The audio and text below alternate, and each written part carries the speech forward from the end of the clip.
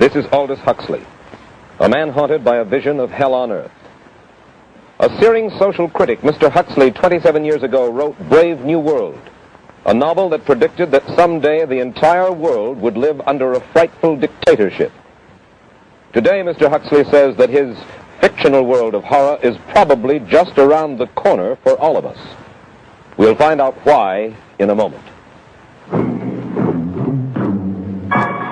The Mike Wallace Interview, presented by the American Broadcasting Company in association with the Fund for the Republic, brings you a special television series discussing the problems of survival and freedom in America. Good evening, I'm Mike Wallace. Tonight's guest, Aldous Huxley, is a man of letters, as disturbing as he is distinguished. Born in England, now a resident of California, Mr. Huxley has written some of the most electric novels and social criticism of this century. He's just finished a series of essays called Enemies of Freedom, in which he outlines and defines some of the threats to our freedom in the United States. And Mr. Huxley, right off the bat, let me ask you this. As you see it, who and what are the enemies of freedom here in the United States? Well, I don't think you can say who in the United States. I don't think there are any sinister persons deliberately trying to rob people of their freedom. But I do think, first of all, that there are a number of impersonal forces which are pushing in the direction of less and less freedom. And I also think that there are a number of technological devices which anybody who wishes to use can use to accelerate this process of going away from freedom, of imposing control. Well, what are these forces and these devices, Mr. Huxley?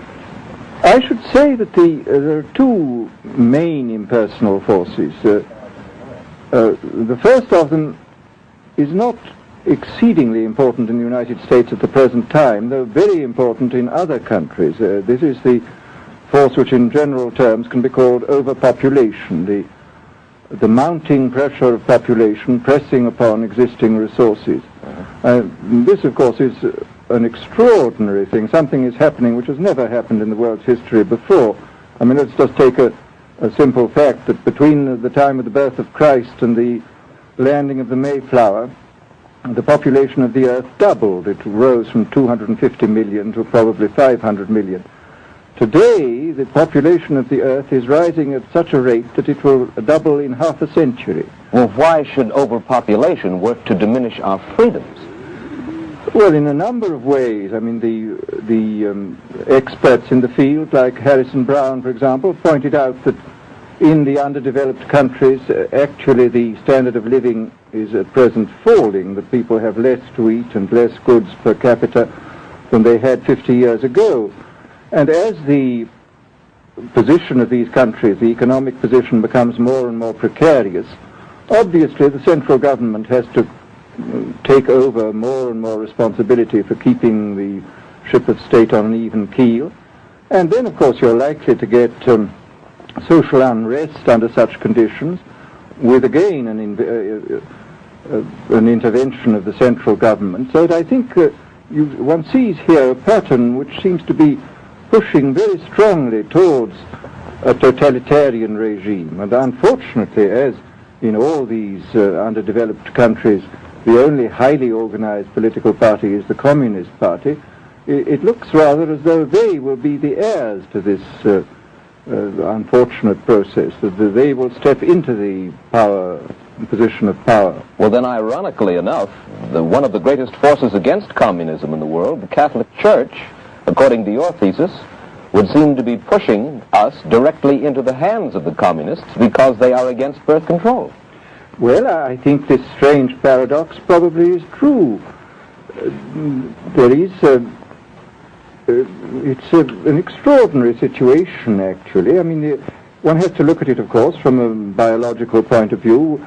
The whole essence of biological life on Earth is a question of balance, and what we have done is to practice death control in a most intensive manner, without balancing this with the birth control at the other end. Consequently, the birth rates remain as high as they were, and death rates have fallen substantially.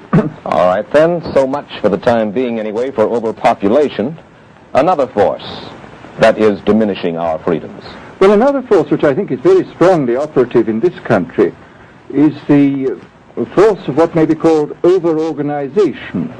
As technology becomes more and more complicated, it becomes necessary to have more and more elaborate organizations, more hierarchical organizations. And incidentally, the advance of technology has been accompanied by an advance in the science of organization. It's now possible to make organizations on a larger scale than was ever possible before. And so that you have more and more people living their lives out as subordinates in these hierarchical systems controlled by bureaucracies, either the bureaucracies of big business or the bureaucracies of big government. Now, the devices that you were talking about, are there specific devices or methods of communication which diminish our freedoms in addition to overpopulation and over-organization? Well, there are certainly devices which can be used in this way. I mean, let us take, after all, a piece of very recent and very painful history is the propaganda used by Hitler, which was incredibly effective. I mean, what were Hitler's methods? Hitler used terror on the one kind, brute force on the one hand, but he also used a very efficient form of propaganda, which he was using every modern device at that time. He didn't have TV, but he had the radio, which he used to the fullest extent, and was able to impose his will on an immense mass of people. I mean, the Germans were a highly educated people. Well, we're aware of all this, but how do you equate Hitler's use of propaganda with the way that propaganda, if you will, is used, let us say, here in the United States? Are you suggesting that there is a parallel? Needless to say, it's not being used in this way now.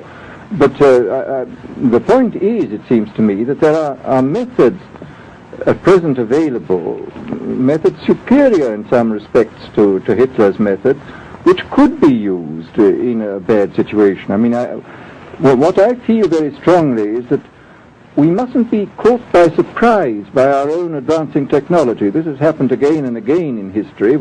Technology has advanced, and this changes social conditions, and suddenly people have found themselves in a situation which they didn't foresee and doing all sorts of things they didn't really want to do. Well, now, what do you mean? Do you mean that we develop our television, but we don't know how to use it correctly? Is that the point that you're making? Well, at present, the television, I think, is being used quite harmlessly. It's being used, I think, I would feel it's being used too much to distract everybody all the time. But, I mean, imagine, which must be the situation in all communist countries, where the television, where it exists, is always saying the same thing the whole time, is always driving along. It's not creating a wide front of distraction, it's creating a one-pointed drumming in of a single idea all the time. It's obviously an immensely powerful instrument. So you're talking about the potential misuse of the instrument. Exactly. We have, after all technology is in itself morally neutral. These are just powers which can either be used well or ill. It's the same thing with atomic energy. We can either use it to blow ourselves up, or we can use it as a substitute for the coal and the oil which are running out. You've even written about the use of drugs in this light. Well, now, this is a very interesting subject. I mean, in this book that you mentioned, this book of mine, Brave New World, I postulated a substance called soma, which was a very versatile drug. It would make people feel happy in small doses. It would make them see visions in medium doses, and it would send them to sleep in large doses.